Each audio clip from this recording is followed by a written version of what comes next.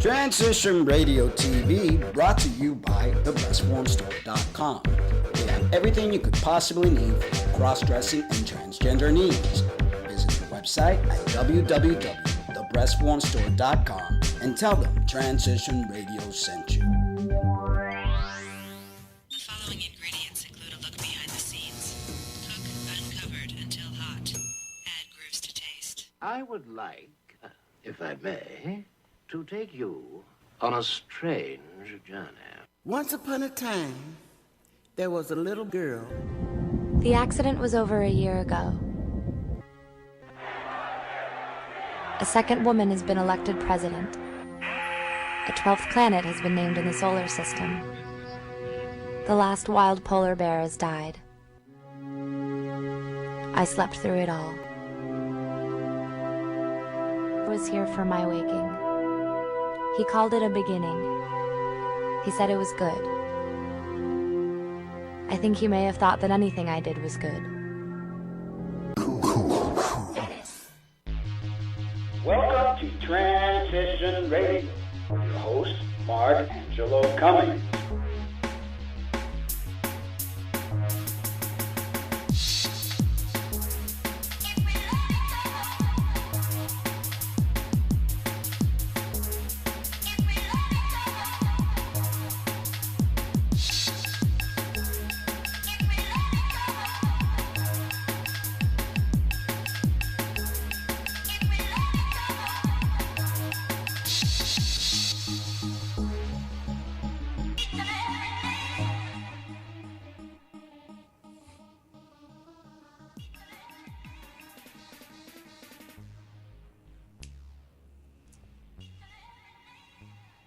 It's the love that saves us. Yes, yes, yes. Well, good evening and welcome to Transition Radio TV, live from the land of enchantment, Silver City, New Mexico. My name's Mark Angelo Cummings. I'll be your host. And I'm Lena Ariel Lopez, and I'll be your co-host. You almost said Lena Cummings. I know. Wow. Oh, that'll happen. Oh my gosh. That'll happen. Well, I don't know. You don't want to bust that one out yet. Not yet. No. Anyway, thank you guys for joining us yet again. Another wonderful broadcast brought to you by Transition Radio Industry and being aired on Gay Live Television. Somebody contacted me from England that wanted me to give a little shout out to, it's called Can't Afford a Binder.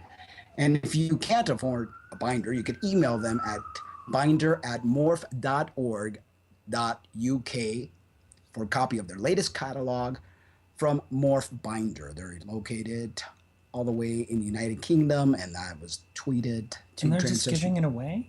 They're giving them away. Wow. So nice guys. Again, the email is binders, BINDERS, at morf.org.uk.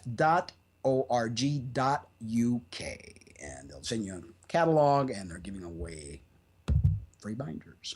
Cool. I want to take the time to thank Spunk Lube, another one of our sponsors. Spunk Lube is an award-winning personal lubricant that's glycerin-free, non-staining, 100% sex toy safe with all materials, and it's fun to use. It's also available in Spunk Lube Hybrid, Spunk Lube Pink, and Spunk Lube Pure Silicone. Visit their website at www.spunklube.com and give the code TR and receive a 10% discount. And I wanted to say that Spunk Lube Pure Silicone is definitely our favorite. Yes, yes, yes. Well, tonight we have LOU CUTLER. LOU CUTLER was born and raised in northern New Jersey, right outside of New York City. Cool. He currently lives in West Philadelphia. LOU got his undergraduate degree in anthropology from Rogers University. He had an amazing experience in 2004 when he slept in the desert for 2 months during a trip to Kenya, East Africa, where he was doing archaeology and paleoanthropology. After spending years working at his family's pallet and lumber business, he went on to grad school for acupuncture. He is now a licensed acupuncturist. He is very interested in certain aspects of psychology and human systems, specifically interpersonal communication and group dynamics. He is also a chronic Lyme fighter and survivor. LOU is most passionate about his hobbies.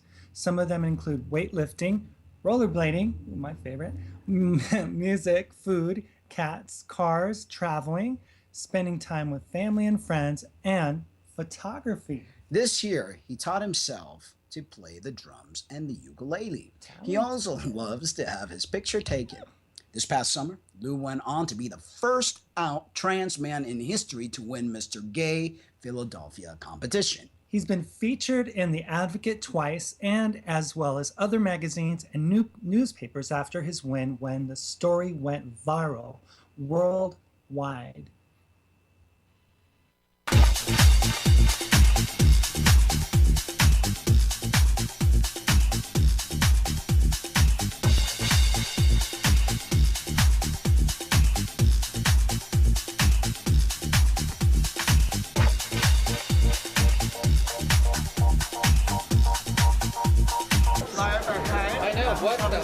Philadelphia magazine. And you? JJ Leeds, owner of Triumph Brewing Company. Somebody who's into the community. Somebody who is well-rounded and has good things that they just want to do. See, I was going to say something more basic, like they have great ass. Well, that helps too.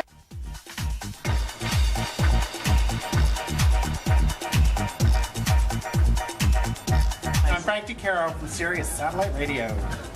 I'm Mickey Boardman from Paper Magazine.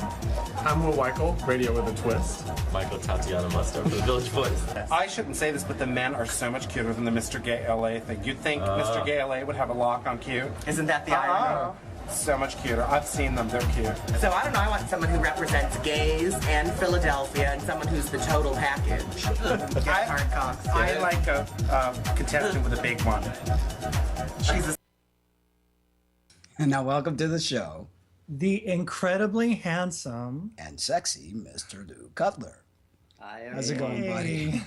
buddy? So I guess you must have a nice ass and all the stuff that they were saying, because that's one of the reasons I decided to play that, because they had big other things, right? You know, big inspirations for the actual winner, and obviously you took the whole thing. Yeah.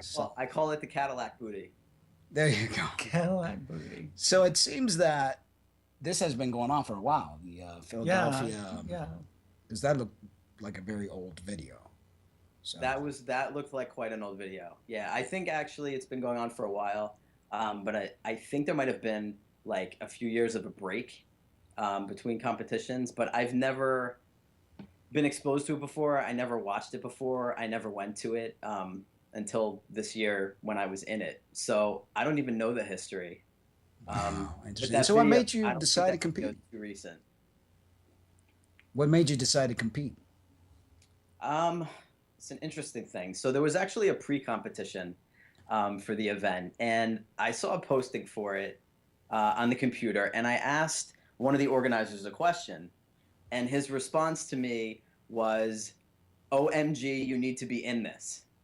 And I thought, like, this is not really my thing. I'm not really usually one for getting up on stage and being looked at, and it makes me nervous, actually. And then I thought, you know what? I'm just going to push myself to do something that makes me nervous, and that I've definitely never done before. So I said, okay. And then I won the pre-competition, which was at a local bar here in the neighborhood in Philly. And when you won that, you were automatically entered into Mr. Gay Philly, which was happening, I think it was like the following weekend. This all happened around Pride and stuff. And so then it was like, that was it, taken off. And I was in. Wow, amazing. So it's good to push yourself in things that you're not in your comfort level. I think as spirit beings, we grow when we do things of that nature. That's why I try to do it. I think my parents did that a little bit for me when I was a kid. I didn't want to do stuff, and they would push me. And I think it was, for the most part, helpful. Not all the time, but for the most part. And this was definitely out of my comfort level. I have definitely never gone on stage, like, in my underwear in a bathing suit before, in front of people and cameras and judges. And so it was definitely an experience. But it was fun, and I'm glad I did it. We're glad you did it, too. And it seems you tend to do things out of your comfort level. You spent 2 months in the desert. That sounds like an incredible experience. Tell us a little bit about that. I did. So I went to Rutgers for undergrad, and my last year, I was majoring in anthropology, and I was really into archaeology at the time. And my last year, I had the chance to go on a trip to Kenya, and so there was a lot of people from my school, but there was also people from all over California. People met us from Australia, New Zealand, and we basically, from where I was, we flew into Nairobi, which is the capital, and it's at the southernmost part of the country. And we had a bunch of old Land Rovers waiting for us. And through the course of 6 weeks, we basically like started here, and we drove, stopping in a lot of locations, and sleeping in tents in the desert, until we got up to the northernmost part by the Ethiopian border. And we met with local people throughout the way. We did a lot of archaeology.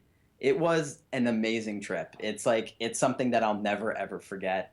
At the end, we stayed at a site near Lake Turkana, which some of you, if you know, I don't know. I mean, some people know this. If you ever heard of Lucy, which is a famous remains that they named Lucy. That was actually the site that we were at. Yeah. And this stuff was dated to like 1.9 million years ago. There were crocodiles and hippos in the lake we were next to. We were washing our clothes in it. It was pretty insane.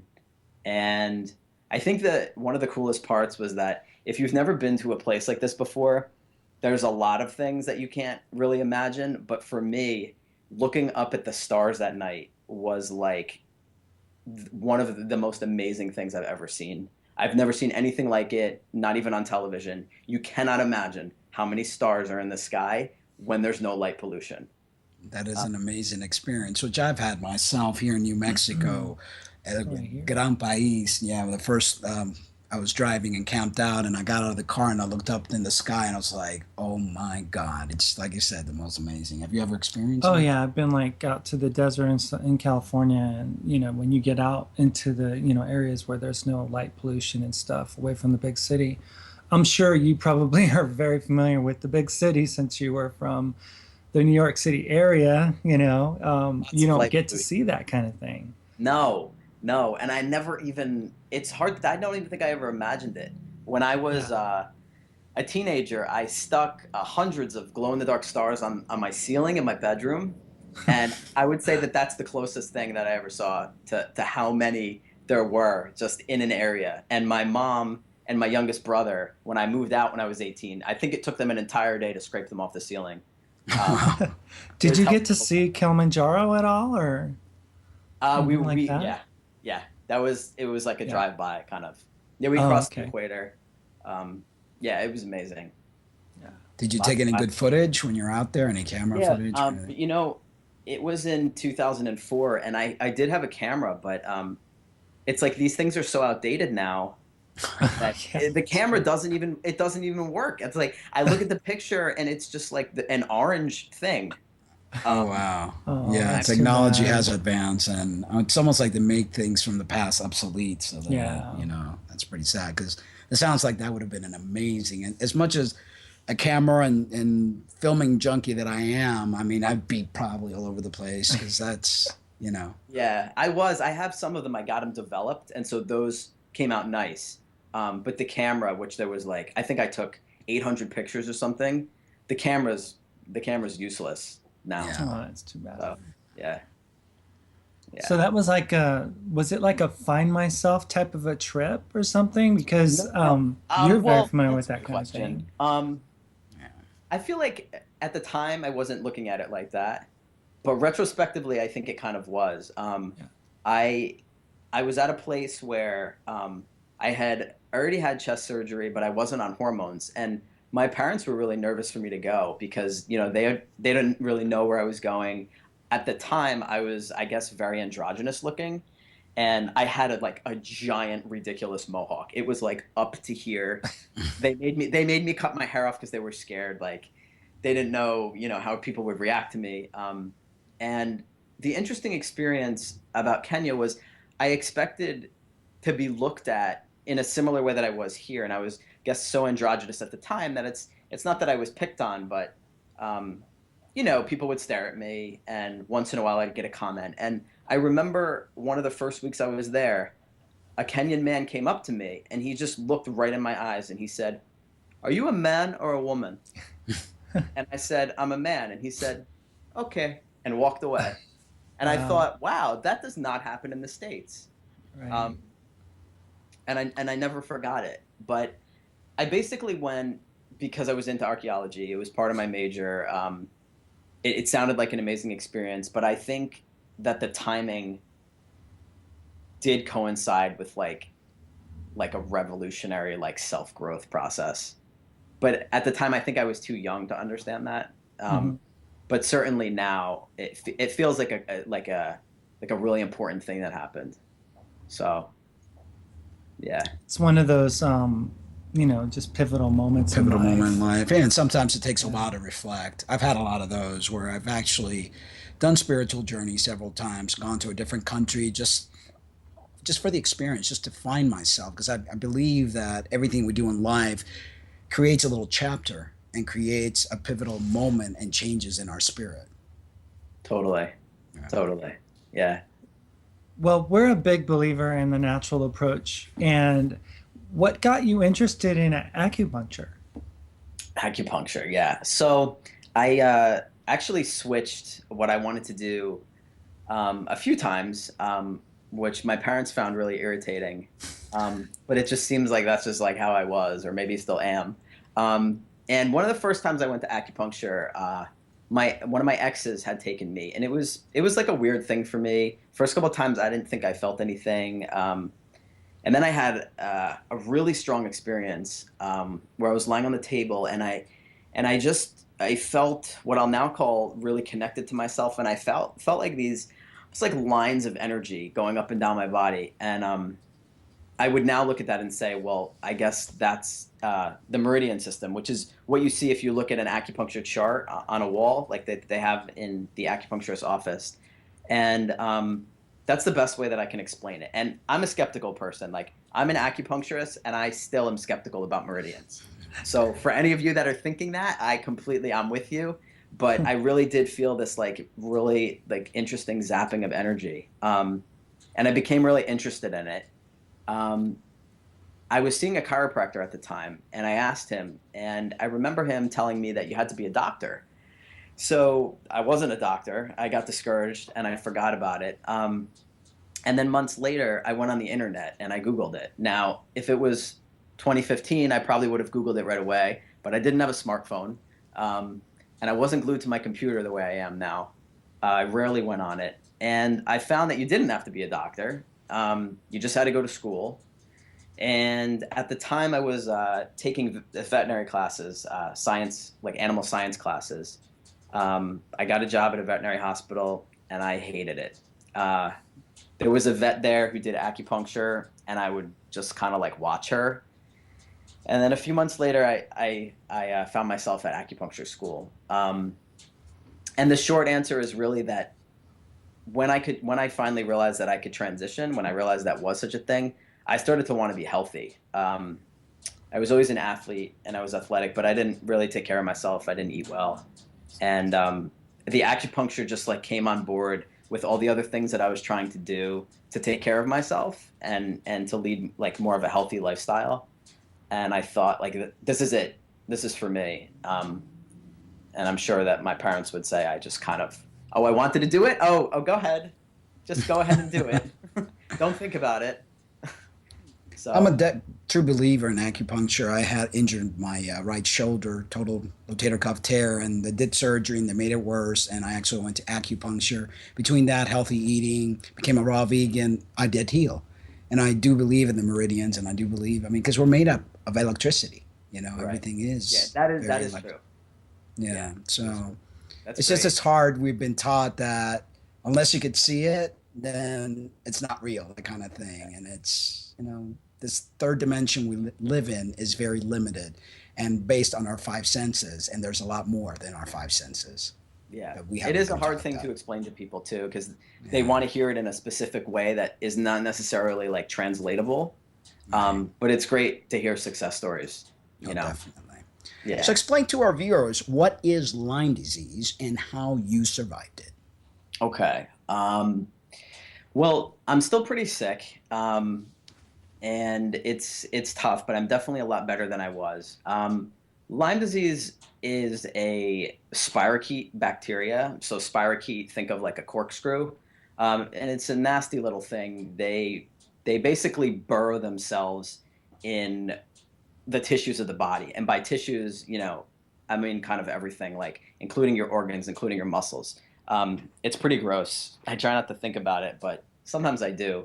Um, and basically, a lot of people get Lyme. They catch it, they take antibiotics, and they're fine. I would say that the majority of cases, that's what happens. There are other people who aren't so lucky, and the Lyme can go into a chronic form, which is actually quite different than what I'll call an acute form. And those people either had it for a really long time, like years even, and it was untreated, or they didn't know about it, or they had an underlying illness that sort of the Lyme and that like it sort of got complicated. The thing about Lyme is it's like a tricky illness. They call it the great imitator because it can imitate a lot of other illnesses, and it's frequently misdiagnosed. If someone does go into a chronic form, it can really, really rip your body apart. Some symptoms, like everybody's really different, but some symptoms can be like people have headaches, people have severe joint pain, severe muscle pain, severe fatigue, cognitive problems like memory, being able to focus, being able to retain information. I've seen people who are in wheelchairs. People start having seizures. Some people lose their vision. They become paralyzed, like in one side of their face.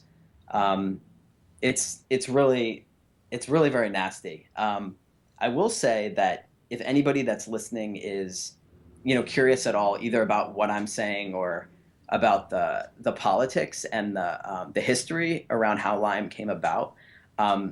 If you guys know Leslie Feinberg, who passed away this year, Leslie actually left a very, very extensive collection of writing and stuff that they did. So Leslie had chronic Lyme, I think before I was born. So I want to say maybe in the 70s. And I've read a lot of stuff that Leslie has, like it's online actually, and I'm trying to think of the website. But do you guys know who Leslie Feinberg is? Yeah, yes, I do. Okay, because I feel like most people do, but maybe not everyone. And if anyone's interested, like not only do they give an account of what they went through, but they also give the politics around it, like around health insurance, because we're frequently denied any sort of care around treatment, antibiotics, and also like history, like where it came from, why the government sort of is not giving it enough attention, that people are getting sick. And so I feel like that's a much better account than I can give, is basically what I'm trying to say. Yeah. Thank you for sharing. Thank you. Can you talk to us? Well, we're going to change gears here again. Can you talk to us about your passions and your hobbies? Yeah, sure. I think my hobbies are my favorite things in the world. I'm really into weightlifting. I actually couldn't lift at all for a while. In relation to your last question, I did have a PICC line in my arm. For those of you who don't know what that is, it was for antibiotics in my case, but it's a line that has a port that's here, and it comes all the way up, and then it goes into the top of your heart. And I had that in my arm for 13 months, giving me IV antibiotics, and so I couldn't use my left arm.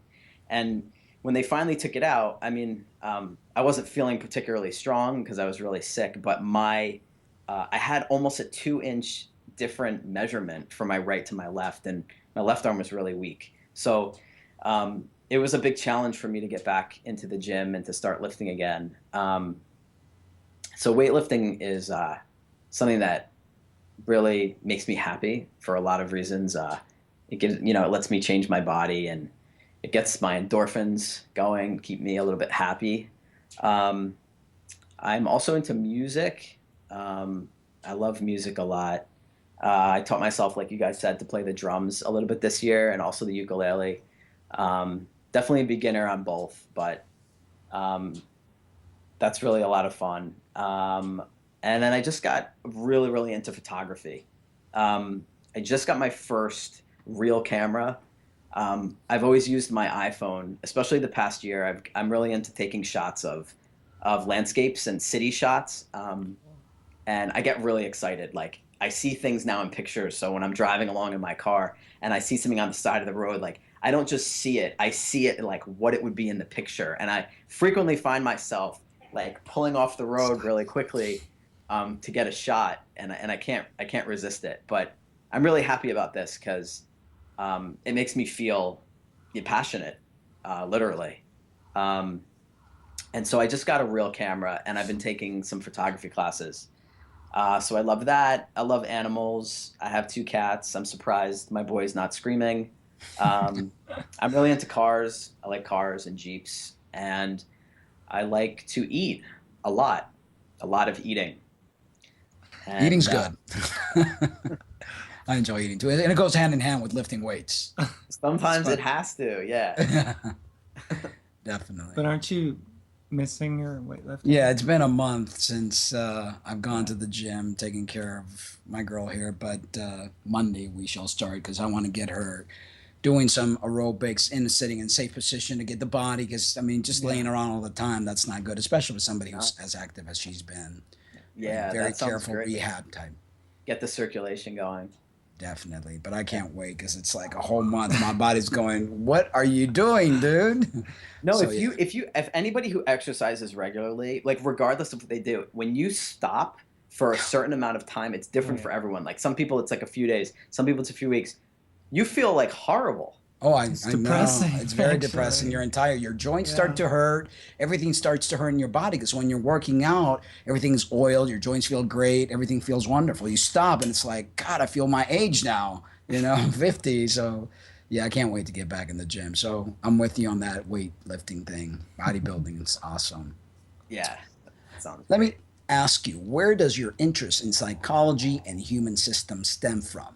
Can you elaborate a little bit on this? Can. So many years ago, someone who was very special to me introduced me to the man who is now my therapist.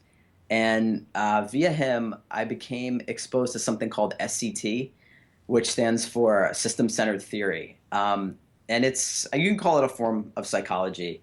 And it's basically, it's a lot of things. There's a lot of specifics. But it's something that has helped me grow, both personally and interpersonally. I've learned a lot of communication skills through it. And one of the main things about it is you get in touch with your body. So, a lot of us walk around all the time and we're basically up in our heads and there's chatter and we're talking to ourselves or we're obsessing about something or we're anxious. And, this has taught me, similar to Buddhism and a lot of other things, that if you slow down and what we call getting centered or grounded and you get in touch with your body, you'll often find your experience there. You don't often find your experience here. And so you just kind of like slow down and then it helps you get in touch with your own feelings. And that may not make sense to everyone. It's kind of the thing that you really have to do to understand. And me explaining it probably won't cut it. But when we live in our heads, you often miss your experience. So I'm not sure if I can explain it better than that. The other thing that it's given me is it's given me like skills for communication. You find out how you play a role in different relationships, even with yourself. But how you play like my relationship to you guys tonight, or my relationship, in this music group that I'm in, and what role do I play? And it's just been very useful as an acupuncturist. It's very useful in personal relationships with my friends and my family. It's given me kind of a perspective to see like why is this person acting this way right now?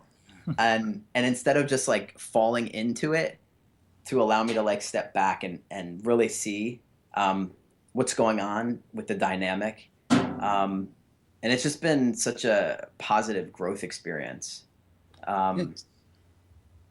It's almost I don't know if you've heard of Katie Barron. You know, it's almost like instead of living your life in autopilot, which the majority of people do, Yeah. they don't. Yeah. It's all analytical. They don't do everything from their heart space or look at the situation from an outsider instead of being Exactly. so involved in it that you get all your feelings hurt and you wear your feelings on your sleeve like most people do, and they argue, and instead of saying, wait a minute, this is not about me, let me take And myself yeah. out of this equation. Yeah, very few people No, know how that's to do exactly right. And we practice. I'm in a communications group, and we practice. Like one of the things we practice is like, you don't take this personally. Like whatever Mark does or says about Lou, it's actually about Mark. Yeah. You know, and it's a really hard thing to do sometimes, especially when you're really close with people. Like I find it the hardest in like a family situation because you grew up with these people and your roles are so entrenched with them that to break that is very difficult. But you know, to not take things personally is really important. And we also do something called subgrouping, which is you kind of when you're relating to someone, instead of like shutting them down, you build on their experience. And once you get a hang of it, what actually happens is you feel really close and connected to people, which is something that I crave. I crave like really close connections with my friends and my family and stuff. And it's just, I don't know, it's great. It's helped me so much. And it's great you say that because most people are disconnected. Most people are taught not to really have that beautiful connection. It doesn't have to be a lover connection. It could be a different type of relationship where you could really connect with people in a spiritual, emotional sense versus just the mental. Definitely. Definitely. And I've noticed within the last couple of years of being in this group, I don't seem to know how to operate in the other way. And I'm not exactly giving myself a compliment because it's actually quite hard when everyone like around me is doing this sort of like, not like they're being fake, but this sort of like small talk. I'm not going to really connect with you. And I find myself like unable to do it. And when someone starts talking to me, I if I feel comfortable, I sort of dive in, and sometimes it's like too much. Yeah, And they can't handle it because they have not been taught like, that. oh, Yeah. like this guy's just I don't know. Yeah. So Yeah, like yeah. we're from another planet. You know, they can't deal. We're talking a different language than they are, and it's hard because sometimes what we say rubs people the wrong way, and then we become attacked. I mean, I'm noticing that a lot with the trans community on whatever topic I talk about, or if I say something very deep, they're not in that level yet, so they take it as an attack upon them, and then it's crazy. It is. It yeah. is. I I find it that fascinating happens though almost that sometimes. as an FTM, both of you communicate on such a high level, you know, Yeah. and like you get two MTFs together, typically it's difficult to talk like that because I don't know. I don't know what it is. I mean, I don't know what's going on. I think there's just a lot of cattiness, and I know I'm going to get crucified for this.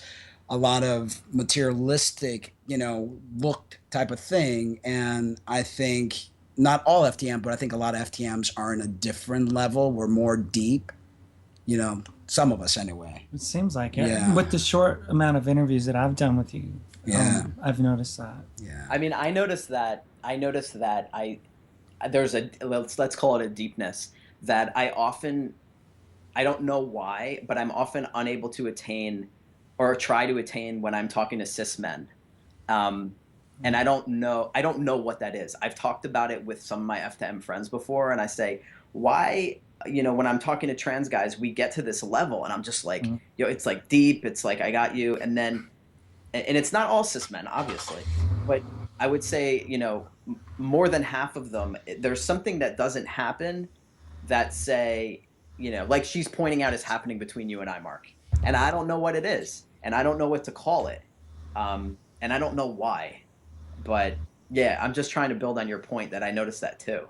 Yeah. Yeah. It's Yeah, I think, you know, that. maybe it's the way. I mean, yeah, as a guy, you know, growing up genetically male, there's just always this disconnection that males have in the communication process. They just don't know how to speak, you know, their heart.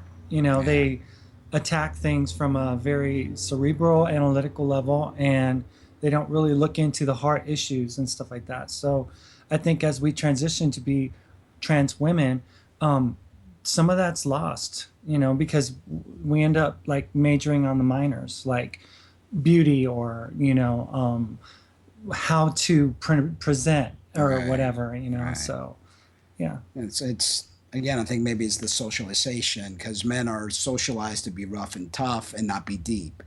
And I know that's very stereotypical, but you know, it's what we're seeing in the world. Yeah. You know? Yeah. And then there are some cis guys that I come across that blow my mind because they're, you know, they're some of the most spiritual people I've ever met, but they stand out to me.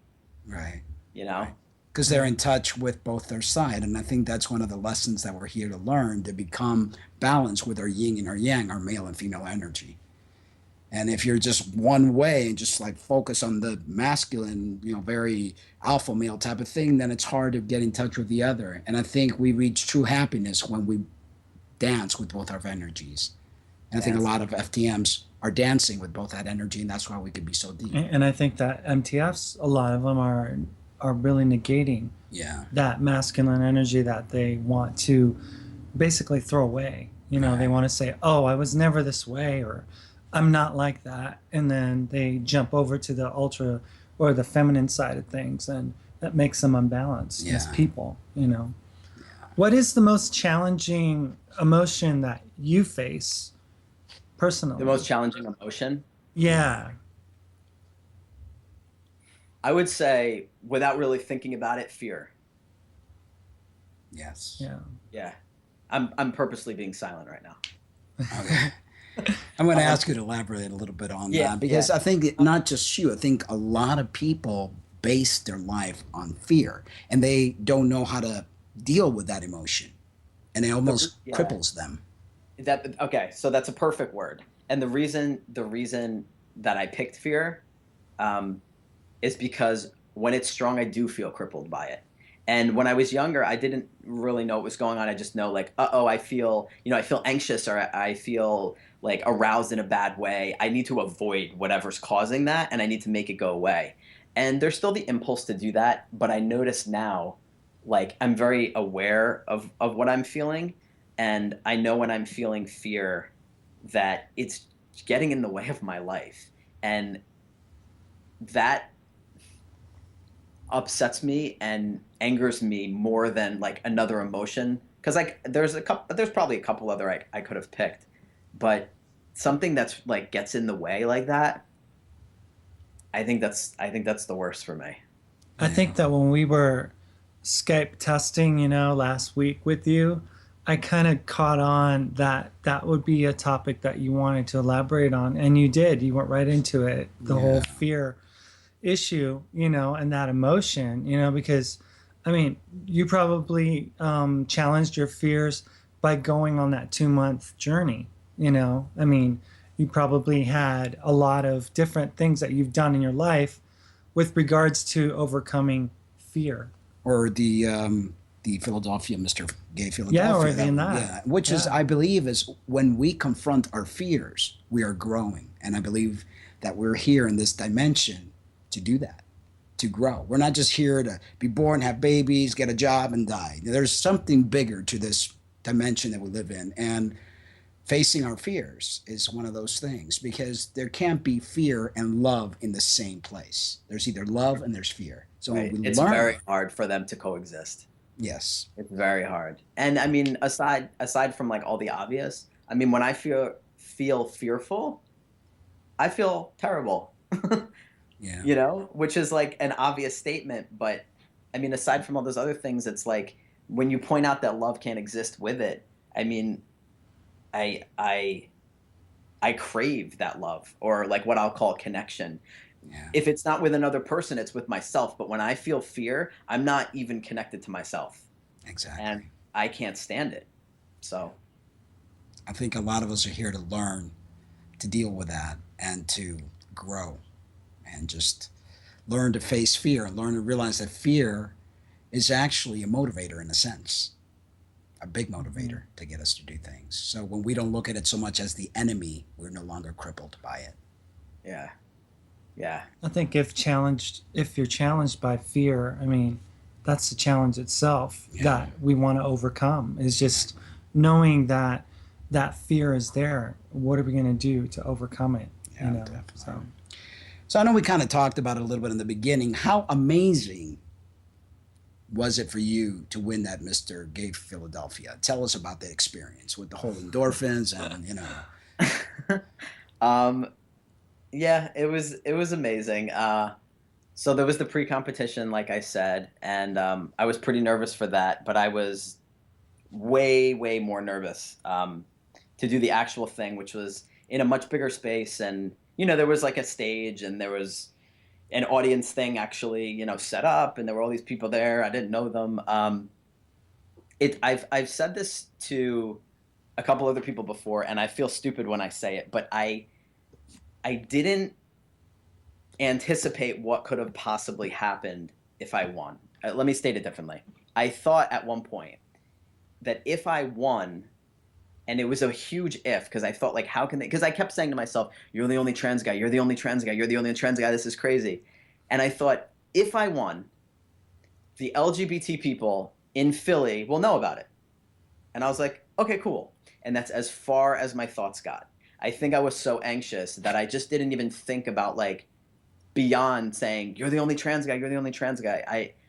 I just feel dumb saying it, but I just had no idea that it was going to blow up. And I just did it for fun. I literally did it to push myself, like we were just talking, through my fear. And so when all this stuff started happening, I was like blown away. I won. I was ecstatic. I had a couple of my good friends with me, and it was super fun. And then, you know, I woke up the next morning, and for the next, like, I don't know how many weeks, I kept getting requests for interviews. And I mean, I had never experienced anything like that before, and I could barely keep up. I could barely keep up with them. It was like magazines and newspapers. And then I think it was about maybe the fourth day after, the third day, I started getting messages from people in other countries, like Italy, like there was Italy, a few from the UK, Australia, and the people were saying to me, they were messaging me on Facebook, and because I didn't know them, and they were saying, you know, like, hey, buddy, congratulations, your picture or your story is in our local paper. And then they give me the name of it, and of course I'd never heard it before. And I just was like in this state of constant excitement and kind of like bewildered. I never been in a spotlight like that before. And it was incredible. And when I think about it, it still is incredible. And it's mostly died down now, but I have gotten some messages from some, in the beginning, a couple trans guys who I think were questioning their sexuality, and they wanted to talk to me about it. And I was like, oh, this is kind of cool. And then recently I got a couple messages from younger trans guys. Like one of them was only 19, and it was on Scruff, which is a gay, I don't know if you guys know what that is. It's a gay dating app on the phone. And one of them wrote to me, you give me hope for my future. And I never, ever, I don't even know how to describe to you the emotion that made me feel. It was like all the contest stuff, it doesn't matter. Like, it didn't matter anymore. It was like this boy or this person said this to me, and I just thought, that's what matters. Like, that is what matters. Like, I just potentially helped someone. You know, it was, and I've gotten a few of them on Scruff from, I mean, they're very young to me. 19 is very young to me. And, you know, the other kid I think was like 22 or something. And he said, you're an inspiration. Thank you. And I said, no, thank you. Because you just made my day. The fact that it's you know? not about us, you know, even trying out for Mr. Gay Philadelphia, it wasn't really about you. It was about making an impact, you know, that you made a difference. Yeah, or that ultimate connection that you talked about. You actually created that ultimate connection by doing what you did. And yeah, I didn't even like know at the time, and because I didn't know any of this was going to happen, I was like, this is just a fun Philly thing. Yeah. Like, this is just, you know, some people from Philly will be there. And then it was like, I mean, I just never anticipated it. And you made history. You made history. It was yeah. It was when I read something like that, I thought like, my insecure self first thought, no, they must be exaggerating. Like, what do they mean? Like, and and then stuff kept happening, and I was just like, oh, like I'm really, really visible. Like everybody's seeing this, and an F to M friend who that I've known for a while sent me a message and said, I'm so happy that you made yourself visible like this, because for years he's much older than me, and he said for years I've been fighting to show the world that trans men exist. And that was another one that I remember that I was just like, I almost don't have anything to say. I just like, I feel it, it's like a deep breath or something. It's important because trans men need more visibility, and you helped with that, because we're usually very much in the background, and that's a good thing I did. But you basically, one of the biggest things that you miss about being Maritza is the beautiful mane of hair that you used to have. And well, Lou there. Yeah, it's got all the hair. I'm like, what's your secret, bro? Because I lost mine right away. I got it in the body, but not just like it all went. Yeah. I had no idea. I had no idea where she was going with that. I know. I'm unpredictable. Yeah. That's good. No, that's good though. So what would you like to see change in our community? That is a good question. I would like for trans people to stop committing suicide. And I know that's kind of a weird thing to say. Not that I want that as weird, but that's a weird response. But for some reason this year, when I've come across a story of a person who's usually young who has committed suicide, I feel it differently than I used to. I don't know if I'm paying more attention. I don't know if I'm more in touch. And it hurts. I mean, it obviously hurts everyone. But I can also relate to it. I mean, there was many, many, many, many years of my life where I was like right there. I mean, I couldn't handle it. It was too painful. I wanted out. And now that I'm a little bit older and I see these people, and it doesn't matter how old they are, and they have to escape that way. I just feel it so deeply. And I think actually though that some of that I think would be alleviated if people didn't feel so isolated or just kind of like in despair and alone. And I think that that's starting to change. And I don't know, I think I just noticed it this year, and it's like I watch these kids who, they're probably like 10 years younger than me or younger, and they're transitioning on, say, Instagram, along with 4,000 of their followers. And so my first response is I always get jealous because, like, when I transitioned, there was no such thing as smartphones. And I had the support of like 2 people, and it was very difficult. And now that doesn't mean that I'm not happy for them. I'm actually very happy this is happening, because in my mind, I'm like, well, if people have more support, then, if they don't have the support of their family, which a lot of people don't, at least they have these 4,000 followers. And these people are cheering them on every day. And that's awesome. I feel like if I had that, I would have flourished. And it also makes me think like, okay, so let me think about all the people that came before me. I mean, yeah, I didn't have a smartphone, but I mean, what about people who transitioned 10 years before me, 20 years before me? I mean, I can't even imagine that. So I think there is, with the social media thing, I mean, I'm sure there's downfalls, but I think in some ways, it's gotta foster some kind of connection, though I know that social media can also, lead people to feel more alienated. But I'm speaking specifically to like when people are in that space of like, this is too hard, at least there's that connection. I know I went off on like kind of a tangent.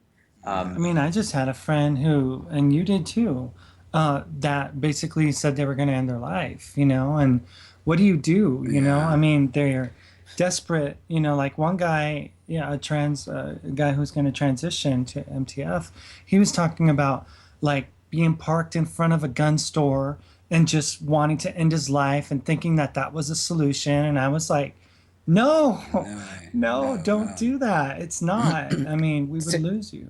To me, it's very sad because what I find, and I know I get criticized for this a lot, is that there is no self-worth, that we're basing our self-worth on our genitals. And I have a friend who also wanted to commit suicide because she was not going to be able to get her surgery. She thought she was, and then no, so it was taken away. And so it's like, I know that there's an evolution that we have to take place, but loving oneself is the most important thing of all, no matter what gender we are. And I know it's easier said than done, but if you don't love yourself before transition, what makes you think you're gonna love yourself after? Because it's just a facade. This is a costume that we wear. And I know it takes a lot to understand that and get that. And yeah. No, I understand what you're saying. I think, I mean, if you, self-love is a tough topic too, because it comes up in relationships with other people. It comes up, it's like when you talk about being partnered with someone, and then, everyone says, well, if you don't love yourself, you can't make this work with another person. And I find for me that the trickiest part, I have like moments of self-love. Sometimes they last longer than others. And then sometimes I seem to fall into this place of like, I don't feel so good anymore. And I think for me, I don't measure or whatever my happiness or whatever based on my genitals, although it definitely causes some pain. But I noticed that sometimes my self-worth, I seem to react to the people around me. And I don't mean strangers. I mean like family and friends, like people, that I'm close to, that I value. And it's almost like I have to catch myself, because I'll feel real happy about something or proud of something. And if I don't get that reaction from the person that I'm going to, I almost start sinking and going down. And I can't be like that because it doesn't serve me. Exactly. And that's something that I'm trying to learn so hard. And it is so challenging. It's an approval. You're trying to reach that approval from other people. And that's something that we as spirits have to work on, that we don't need somebody else's approval to feel content.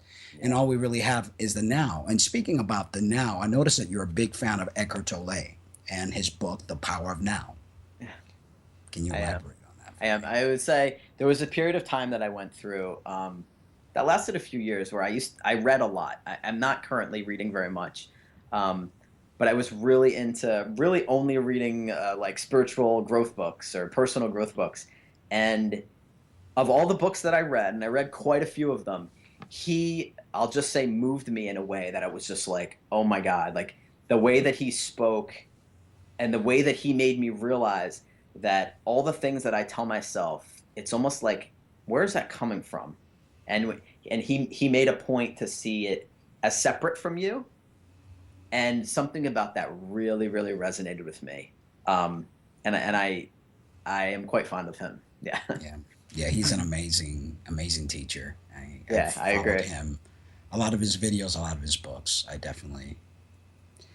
Well, Lou, thank you so very much for being part of our show. Thank you so very much. Yeah, thank you. I've been trying to get a hold of you for quite a while, even when you had that initial craze and you kept putting me off. So I figured, okay, I'll let it like. It's so funny. I was like, before obviously we went on the air, I was like, I wonder if Mark's going to bring up that thing where I kept putting him off. He's going to do it at the end. But it's all good. It's all good. I'm glad you got through. me. I'm glad you got me. Yes, Yeah. we're glad we got you too. Thank you so much. Continue the work. Continue being the loving self that you are. And you're here to learn, to eliminate that fear. And you're getting there. You're getting there. I see a lot of great things in your future, and you're an amazing man. Thank you so much. Thank you, Mark. We honor you. Thank you. Take care. And now we're going to go into In the Trans News.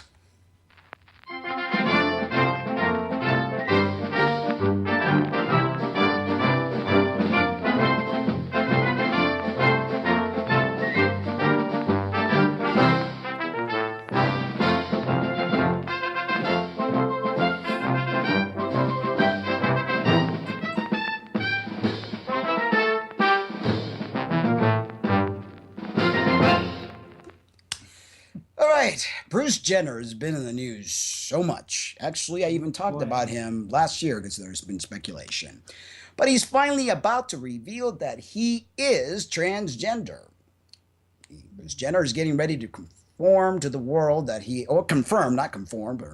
confirm to the world that he is transgender, and he decided to make the big announcement in an exclusive interview with respected ABC news journalist Diane Sawyer. BuzzFeed's News has confirmed that Jenner's team and Sawyer's are in the final stages of negotiating the bombshell exclusive. Not so surprisingly, Jenner's revelation is said to be part of a big publicity rollout that will also confirm the rumors that the 65-year-old former Olympian star will star in a docuseries on the process of transitioning from male to female. As RadarOnline.com reported, Jenner will undergo reassignment surgery in the next several months. The decision wasn't made overnight, but has been done thoughtfully over the past year, a resource told Radar. After having his Adam's apple removed and beginning to take hormones, Bruce knew what he wanted to do. He has been in counseling and as required by the surgeon, and his doctor believes Bruce is psychologically prepared to become a woman. The insider continued. Bruce has already been living as a woman behind closed doors at his Malibu house. Yes.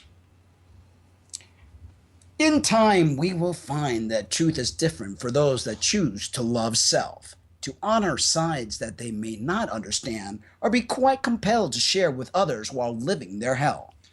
I know it's hard to comprehend. To be different hurts a bit in the end, but to rise above these fears and break free from the world's tears will make you stronger throughout the years. And now for the transition video of the week with Chelsea Jade.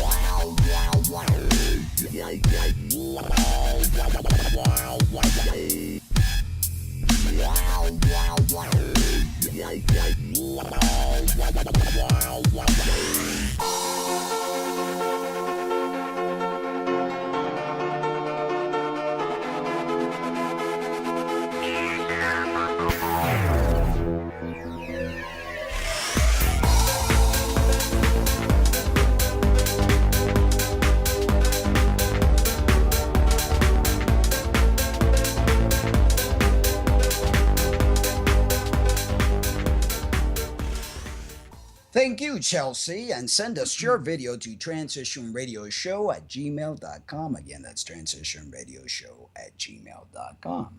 Right.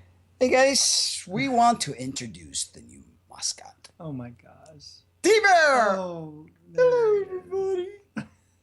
My name's T-Bear, formerly known as ICU Bear. Oh gosh. I bought this little beautiful thing that I find very amusing.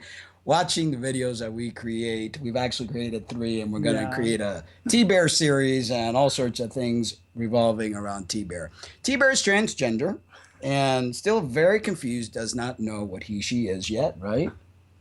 Yeah, and every now and then he looks at my parts and looks at Lena's parts and then looks at up there asking Papa Dios and looks down as like one day he wants to grow something, right, T-Bear? Just can't quite figure it out. Can't quite figure it out. Anyway, we're going to end the show today first by thanking the sponsor, thanking Gay Light Television, our amazing guest, Lou, and all of you who are supportive of Transition Radio and Transition Radio TV and all of our videos and fans and friends.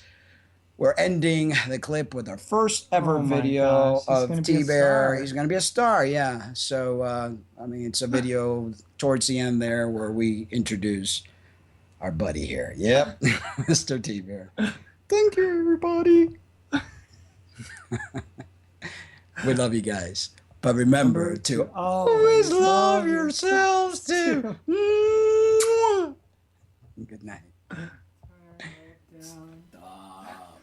Hey, I wanted you guys to see T-Bear. Oh, T-Bear, yeah, T-Bear.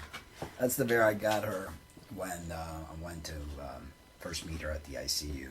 We originally called him ICU Bear, but he didn't like that name, right, Bear?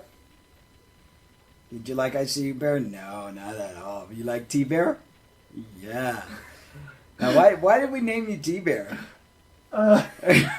Well, T-Bear has a little issue. Yeah, every now and then, because he sees that we have genitals, and he looks down at his, and he's like, "Where's mine?" This bear, if it could talk, I mean, if this bear could talk, really. But look at the expression this little cutie has. I mean, it's just like, "Hi, everybody. My name's T-Bear, and I love my mommy and daddy." But I don't know which one's which. I really don't. I get totally confused when I look down. Who am I? I'm confused. I've got That's T-Bear why you're to T-Bear. smile. And it's not for teddy bear.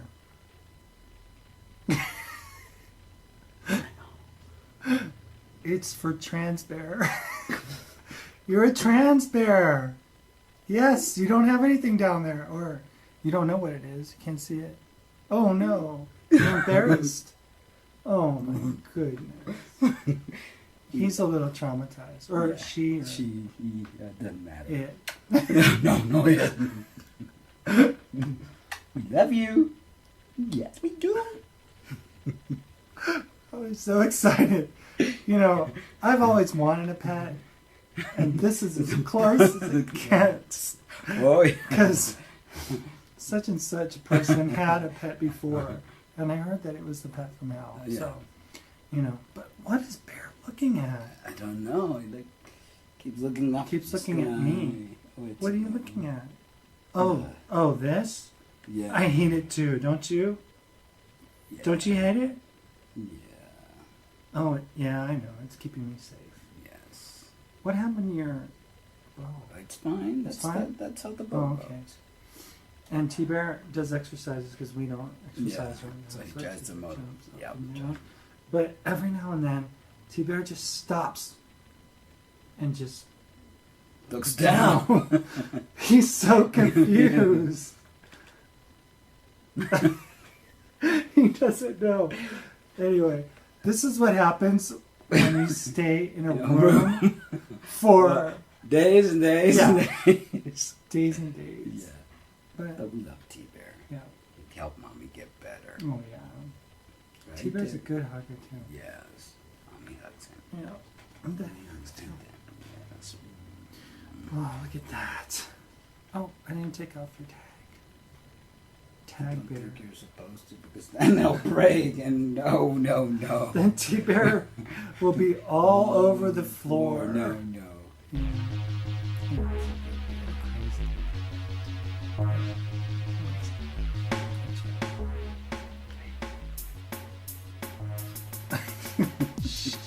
Well, I know we lost you guys. We freaked you out. You're like, oh yeah, Mark and Linda were pretty cool before. Now they're like, now they're gonna T-Bear on the show. Yep, T-Bear will be part of the show from now on. Yep. And he's all excited. Hey, is it time? Really? Yeah. Okay. All right. All right. Say goodbye. Bye-bye, everybody. Bye. Bye.